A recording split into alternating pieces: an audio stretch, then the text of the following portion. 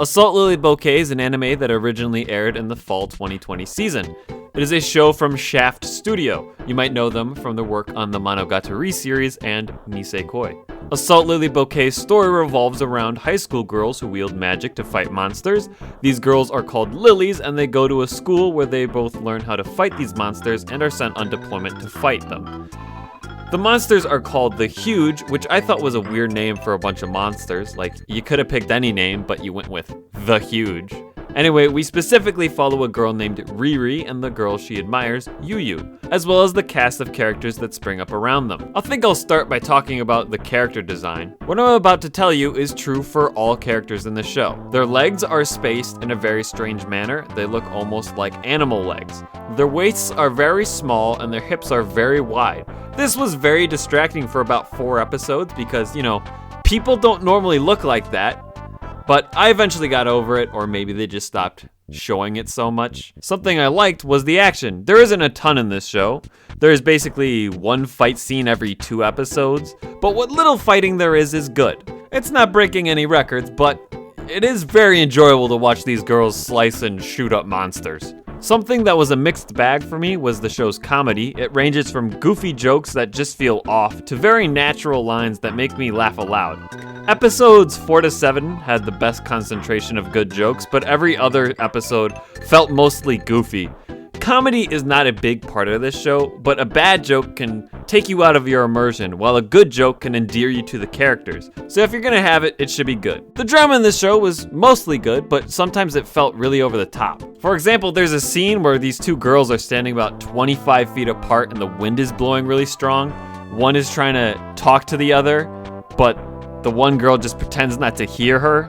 Just like the comedy, at times it felt off. But there were also scenes that had me shook. Let's talk about Yuyu. I found her hard to tolerate in the beginning. She's very dramatic and rude, but it became easier to watch her after we find out the reasons why she is the way she is.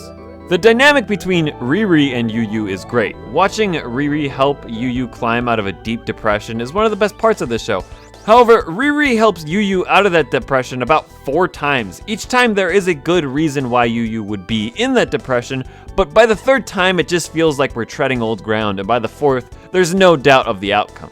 I mentioned in the beginning we follow both Riri and Yuyu, as well as the cast of characters that form up around them. That cast of characters is excellent, particularly this green-haired one and the one who likes cats. Their chemistry is great, and I'm happy to report that they do get a few scenes dedicated to them that are just great.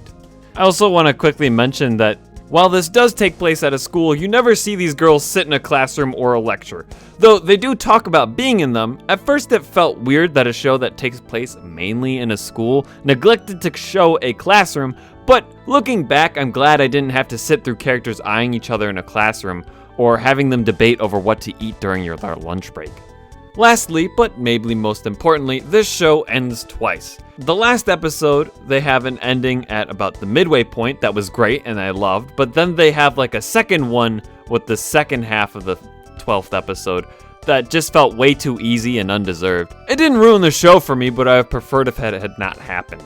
Episodes 1 to 3 I thought were bad, 4 was mediocre and we were building up to good, 5 to 8 was good, 9 to 10 was mediocre, 11 to the first half of 12 was good, and then the back half of 12 was mediocre.